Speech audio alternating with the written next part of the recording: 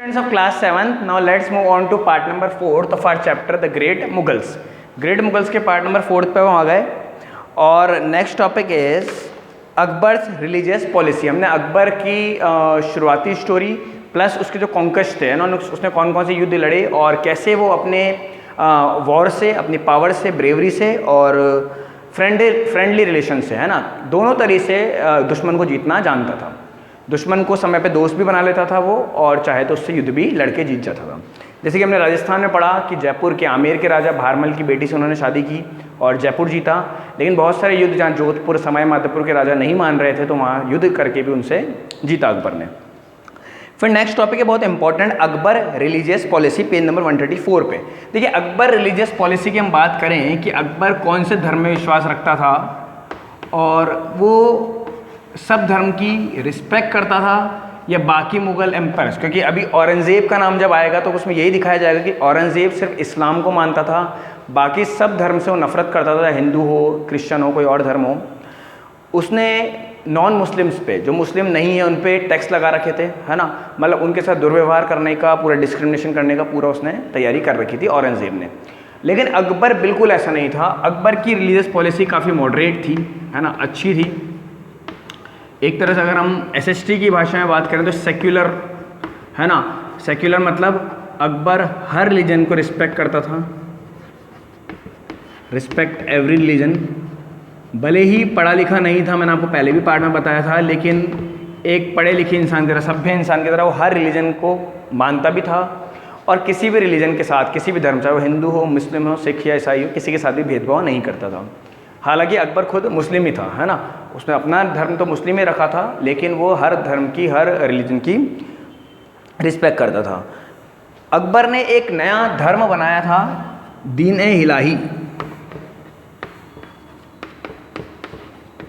एक तरह से बोला जाए तो दीन ए इलाही एक धर्म नहीं था, एक कोड ऑफ कंडक्ट था।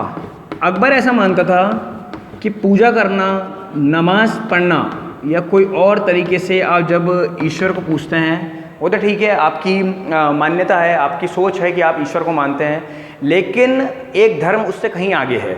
धर्म आता है कोड ऑफ कंडक्ट पे। कोड ऑफ कंडक्ट मतलब कि एक इंसान को पूजा करना, नमाज पढ़ना चाहिए, सही, उसमें कोई प्रॉब्लम नहीं है, लेकिन उसी के साथ ऑनेस्टी,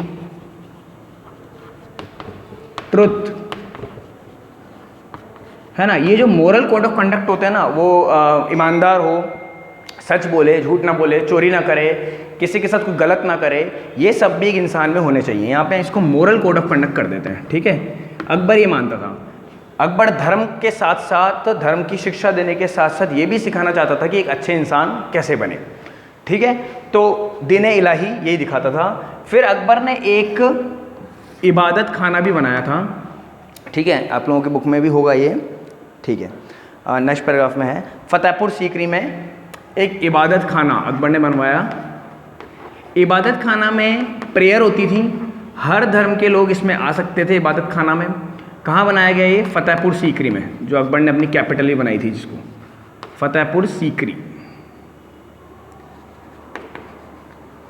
वहाँ पे अकबर ने क्या बनाया? इबादत खाना बनवाया।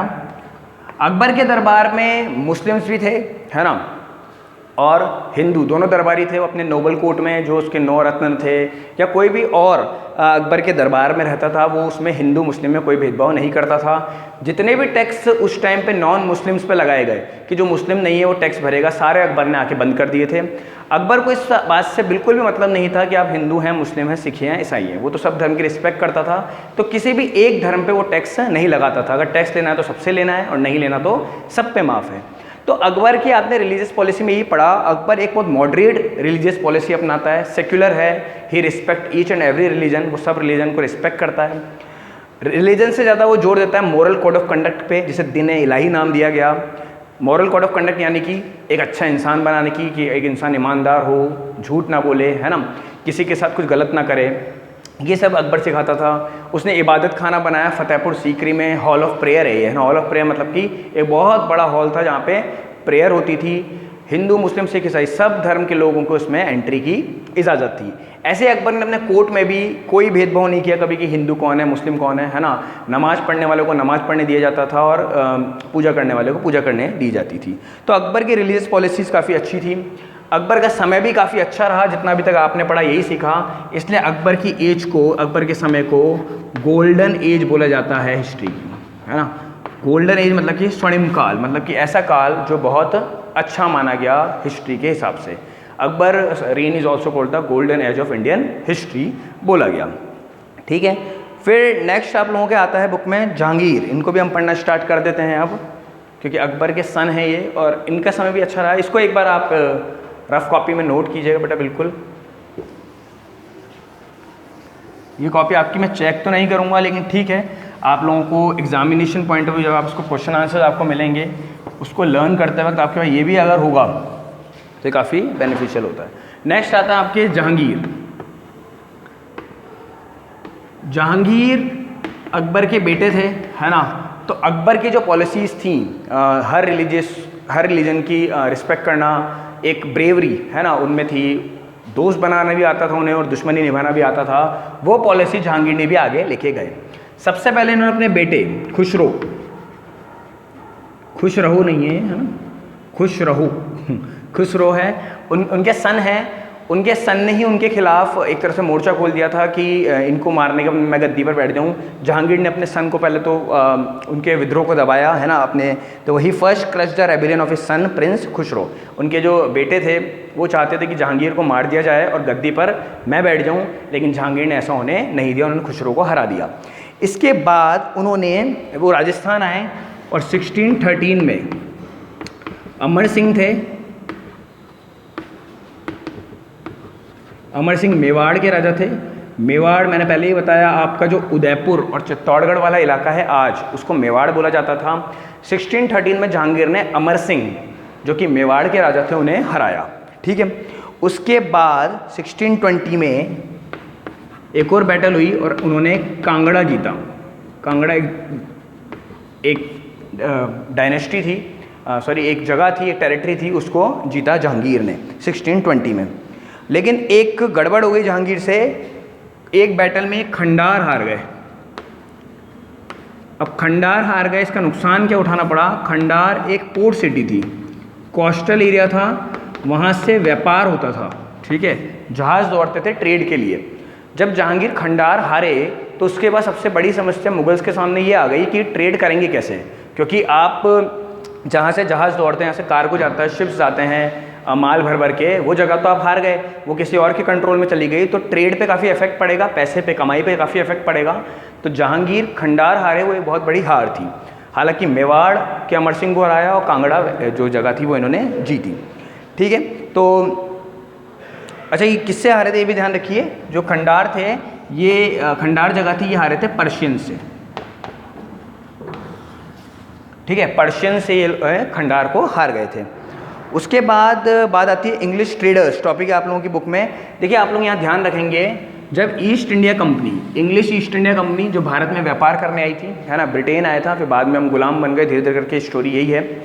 सबसे पहले एंट्री हुई थी इंग्लिश ईस्ट इंडिया कंपनी की। एक कंपनी बनी थी इंग्लैंड में, वो इंडिया आई कि हमें यहाँ पे ट्रेड करना है या फैक्ट्री लगानी है, इतनी सी डिमांड रखी।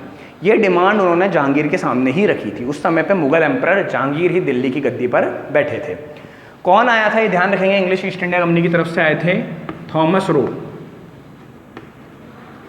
और थॉमस रो ने जहांगीर से परमिशन ली एक फैक्ट्री लगाने के लिए। जहांगीर ने इन्हें सूरत में एक फैक्ट्री लगाने की अनुमति दी थी। ये इंग्लिश ट्रेडर्स वाले टॉपिक में आपका, ठीक है, ये आपका सर थॉमस रो, ठीक है ना। तो और जहांगीर ने इसके साथ साथ बहुत सारे ट्रेडिंग राइट्स, टैक्स से इन्हें माफ़ किया था, और जितने भी ट्रेड करने के अधिकार थे ना, वो जहांगीर ने एक इंग्लिश ईस्ट इंडिया कंपनी को दिए थे, है ना। ट्रेडिंग मतलब कि बिजनेस करने के। और ये इंग्लिश ईस्ट इंडिया कंपनी की वजह से ही बाद में आप लोग पढ़ेंगे, ये तो इसी क्लास में या 8th क्लास में, कि कैसे हम धीरे धीरे करके एक गुलामी के चंगुल में फंसने लग जाएंगे। ब्रिटेन की रानी एलिजाबेथ हम पे कब्जा कर लेगी इस ईस्ट इंडिया कंपनी के थ्रू। अभी तो ये बहुत पुरानी बात है, 1615 की बात है ना। अभी तो धीरे धीरे समय बढ़ेगा, इससे 100 साल बाद एक गुलामी का पीरियड आएगा 17th सेंचुरी में। ये तो आपकी बात है 1615 की, ठीक है। उस समय तो सिर्फ ईस्ट इंडिया कंपनी एंटर हुई है और उसने पहली फैक्ट्री लगाई है कहाँ पे, सूरत में। कोई भी ये नहीं सोच सकता था अभी कि जब ईस्ट इंडिया कंपनी भारत में एंट्री करी है उसने, तो गुलामी तो खैर कोई कैसे सोचेगा कि गुलामी हो जाएंगे हम, लेकिन किसी ने भी ये नहीं सोचा था कि धीरे धीरे करके ईस्ट इंडिया कंपनी के नेचर में इतना चेंज आएगा, बदलाव आएगा कि वो भारत पे कब्जा करने की भी सोचने लग जाएगी। धीरे धीरे करके युद्ध होने लग जाएंगे, बंगाल के राजा अवध वगैरह में युद्ध होंगे और ईस्ट इंडिया कंपनी उसमें जीतेगी। जीतते से उन्हें लगेगा कि जब राजाओं को हमने हरा दिया तो जो टैक्स के राइट्स हैं वो हमें मिल जाएं पूरी तरीके से, है ना, जिसको दीवानी राइट्स बोलते थे। ये सब आपके आगे क्लासेस में आएगा। तो ये मैं इसलिए बता रहा हूँ क्योंकि टॉमस रो, आपको ध्यान रखना है, जिन्होंने सूरत में एक फैक्ट्री लगाने की परमिशन ली थी, किससे? जहांगीर से। कब? 1615 में। और जहांगीर ने और भी ट्रेडिंग राइट्स इनको दिए थे। तो ये जहांगीर का समय भी आपका पूरा हो जाता है। फिर है नूरजहान।